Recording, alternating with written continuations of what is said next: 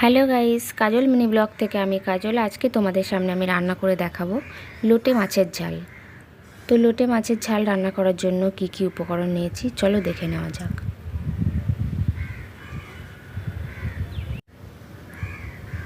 তো এখানে আমি নিয়েছি 700 গ্রাম মতো লোটে মাছ, টমেটো কুচি আর ধনেপাতা কুচি, আর নিয়েছি আমি আদা রসুন পেঁয়াজের পেস্ট।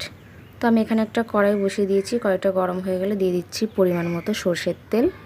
রান্নাটা আমি সরষের তেলেই করছি। দিয়ে দিচ্ছি গোটা জিরে আর দিয়ে দিচ্ছি আদা রসুন পেঁয়াজের পেস্টটা। মিক্সি বাটিটা ধুয়ে আমি একটু দিয়ে দেবো সামান্য পরিমাণে জল, দিয়ে আমি একটু মিনিট 3 ধরে কষিয়ে নেব। তো ভালো করে কষিয়ে নিচ্ছি।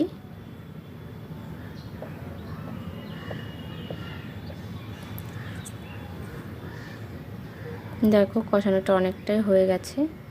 এখন আমি এর মধ্যে দিয়ে দেব গুঁড়ো মশলাগুলো। আমি দিয়ে দিচ্ছি 1/2 চামচ মতো ধনিয়া গুঁড়ো, 1/2 চামচ জিরা গুঁড়ো, আর 1 চামচ পরিমাণ দিয়ে দিচ্ছি লঙ্কার গুঁড়ো, আর দিয়ে দিচ্ছি 1 চামচ পরিমাণ হলুদ গুঁড়ো, দিয়ে দিচ্ছি 1 চামচ পরিমাণ নুন। নুনটা পরিমাণ মতো দিচ্ছি স্বাদ অনুসারে। আমি সামান্য জল দিয়ে দিচ্ছি যাতে মশলাটা পুড়ে না যায়। এবার আমি ভালো করে কষিয়ে নেব মশলাটা। তো মশলাটা ভালো করে কষানো হয়ে গেছে। এখন আমি এর মধ্যে দিয়ে দেব টমেটো কুচি, দিয়ে টমেটোকে ভালো করে একটু মশলার সঙ্গে কষিয়ে নেব।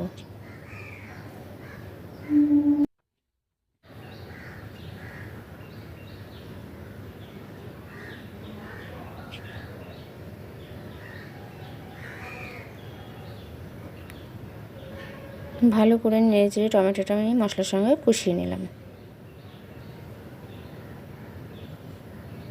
দেখো তেল ছেড়ে দিয়েছে। এখন এই অবস্থায় আমি এর মধ্যে দিয়ে দেবো পরিমাণ মতো জল।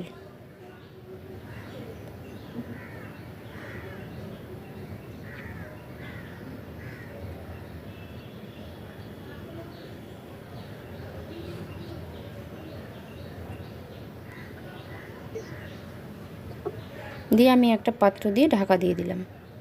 ঢাকা দিয়ে আমি 5 মিনিট পরে ঢাকাটা খুলে দিয়ে একটু নেড়ে চেড়ে মিশিয়ে নিচ্ছি। ঝোলটা ফুটে গেছে। এখন এর মধ্যে দিয়ে দিচ্ছি 4টে কাঁচা লঙ্কা চিড়ে। এখন আমি এই অবস্থাতে এর মধ্যে কাঁচা মাছগুলো দিয়ে দিচ্ছি এবং এটা হালকা হাতে আলতো করে নেড়ে চেড়ে ঝোলের সঙ্গে মিশিয়ে দিতে হবে। বেশি নাড়াচাড়া করলে পুরো ঘেটে যাবে, মাছগুলো পুরো ছাড়িয়ে যাবে।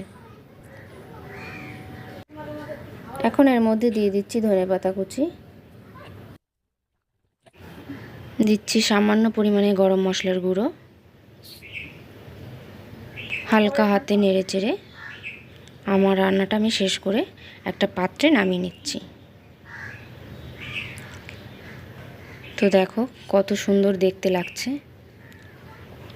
তো আমার এই রেসিপিটি যদি তোমাদের ভালো লাগে তাহলে অবশ্যই একটি লাইক একটি কমেন্ট করে আমার চ্যানেলের পাশে থাকবে এবং আরও ভিডিও পেতে আমার চ্যানেলটিকে সাবস্ক্রাইব করে রাখবে। ভিডিওটি সম্পূর্ণ দেখার জন্য ধন্যবাদ।